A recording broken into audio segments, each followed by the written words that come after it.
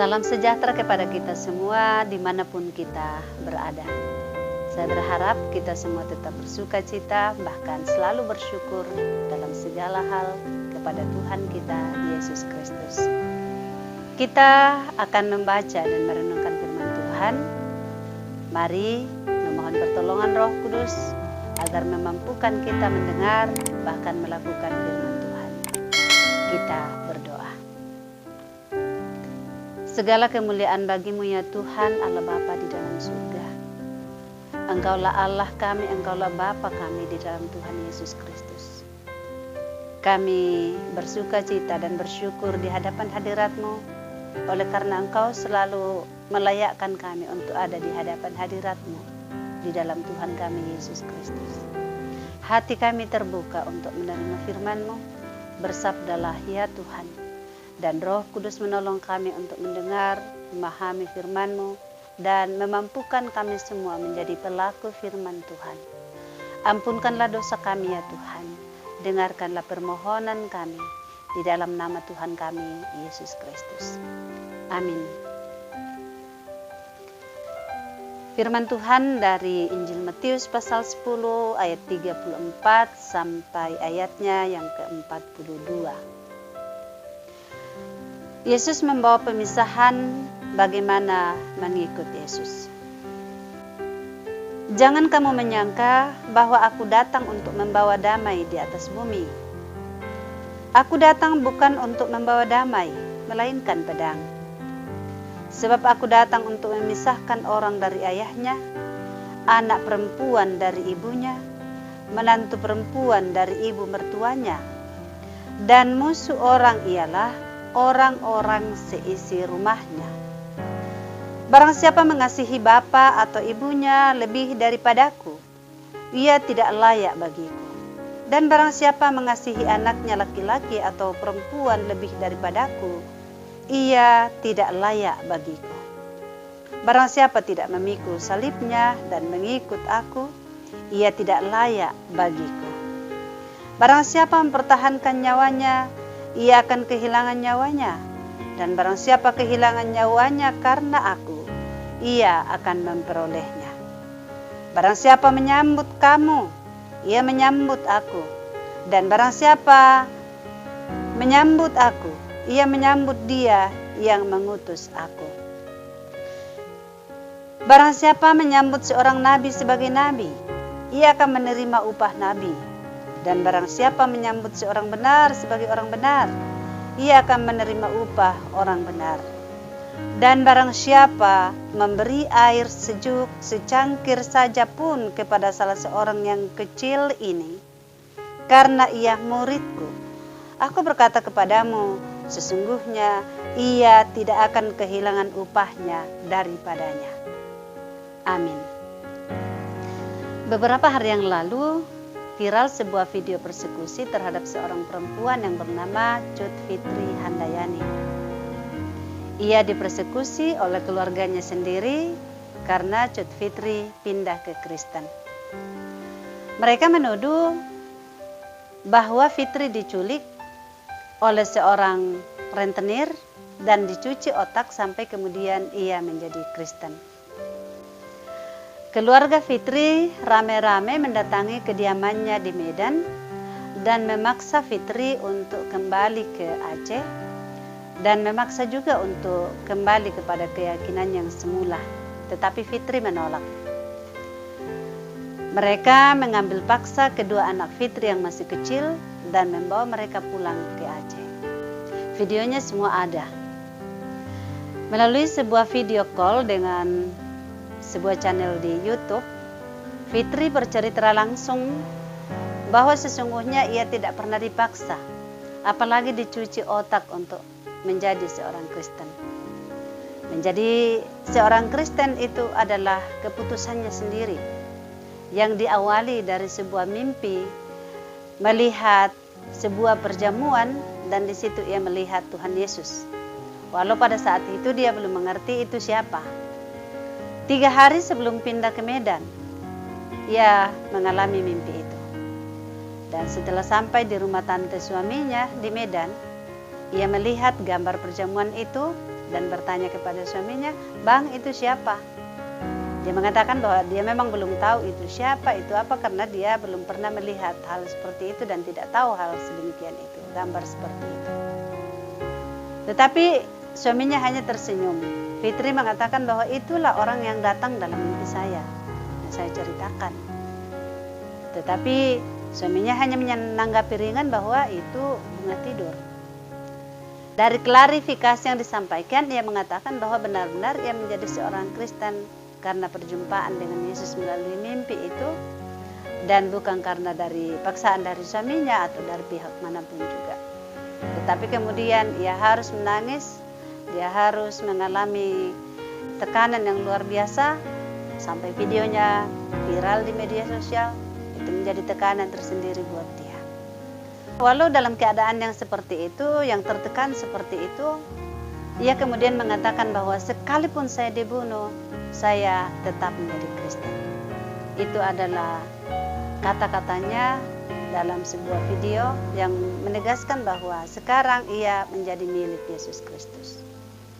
Nah, saudara, itu adalah pengalaman Fitri yang sesungguhnya sudah dikatakan oleh Yesus Kristus dalam bacaan kita saat ini. Janganlah kamu menyangka bahwa aku datang untuk membawa damai di atas bumi. Aku datang bukan untuk membawa damai, melainkan pedang. Dan selanjutnya, ayat yang ke-35 berbicara bagaimana ia datang untuk memisahkan seorang anak dari ayahnya dan seterusnya. Sekilas tampak perkataan Kristus membawa kontradiksi. Ia yang adalah Raja Damai mengaku bahwa kedatangannya bukan untuk membawa damai, melainkan pedang. Kedatangan Kristus memang membawa damai. Damai antara manusia dengan Allah, damai antara manusia dengan manusia yang percaya kepadanya. Namun demikian, ada hal yang tak dapat dielakkan. Bahwa kedatangan Kristus ternyata membawa pertentangan antara Kristus dengan antikristus, antara orang yang percaya dengan yang tidak percaya kepada Kristus, antara gelap dan terang. Pertentangan ini dapat terjadi bahkan di antara orang-orang yang tinggal dalam satu rumah atau antara orang-orang yang memiliki pertalian darah.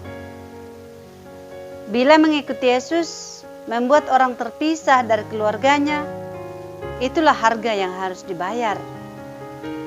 Itulah harga yang harus ditanggung sebagai salib.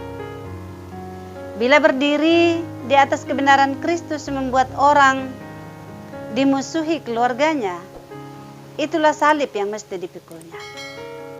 Bacaan kita hari ini menegaskan hal itu. Tuhan Yesus sendiri yang berkata, bahwa ketika seseorang mau mempertahankan nyawanya, ia akan kehilangan nyawanya. Tetapi barang siapa kehilangan nyawanya karena aku, maka ia akan memperolehnya kembali. Yang dituntut oleh Kristus bahwa Kristus harus diprioritaskan lebih dari sanak keluarga. Ayat 37 sampai 38. Ini memang tidak mudah. Akan tetapi ia menjanjikan bahwa pilihan itu tidak sia-sia. Pilihan itu menunjukkan kesejatian iman orang tersebut. Saudara yang kekasih dalam Tuhan, Kristus memberikan penghiburan kepada para murid. Pekabaran Injil itu tidak sia-sia. Ada orang-orang yang akan menyambut mereka, menerima Kristus untuk diselamatkan. Dan itulah upah yang besar. Sukacita yang didapat jauh melebihi penderitaan memikul salib. Kini pikul salib bisa berwujud ditolak keluarga dan masyarakat. Tidak mustahil kita ditekan, diintimidasi, malah dipecat oleh pimpinan tempat kita bekerja karena mempraktikkan prinsip iman kita. Namun semua itu tidak perlu menyurutkan tekad kita untuk mengikut Yesus. karena Dia akan menyambut kita sebagai hamba yang setia. Juga karena sukacita melihat mereka yang menang atas kesaksian kita. Saudara-saudara, keyakinan kita kepada Yesus Kristus akan selalu membawa konsekuensi. Iman kepada Tuhan Yesus akan selalu membawa konsekuensi. Dalam mengikuti Yesus selalu memikul salib. Tetapi berbahagialah orang yang tekun menjalaninya. Kiranya Roh Kudus menolong kita untuk terus mengikuti Yesus. Bahkan kita rela untuk menanggung setiap konsekuensi dari iman kita sendiri. Karena apa yang Dia janjikan bagi kita pasti dan benar adanya. Tuhan dipermuliakan. Amin. Mari kita berdoa. Bapa, terima kasih firman-Mu telah kami dengarkan. Biarlah Engkau sendiri yang bekerja oleh kuasa Roh Kudus-Mu. Sehingga sekalipun kami harus memikul salib kami di dalam mengiring Engkau, tetapi kami tetap percaya kepadamu. Kami juga mendoakan banyak orang yang sementara menjalani berbagai penderitaan, sama seperti Cut Fitri Handayani yang harus dipisahkan dari anak-anaknya, bahkan diintimidasi oleh keluarga oleh karena imannya kepadamu. Kami percaya Engkau menguatkan dan mengokohkan dia dalam iman, bahkan memampukan dia dalam memikul salibnya. Mungkin banyak orang yang sama dalam kondisi seperti itu. Kami berdoa untuk mereka. Tuhan pun akan menyatakan kuasa-Mu, bahkan melalui kehidupan dari orang-orang yang Engkau sudah pilih. Maka semakin banyak lagi orang yang percaya dan diselamatkan.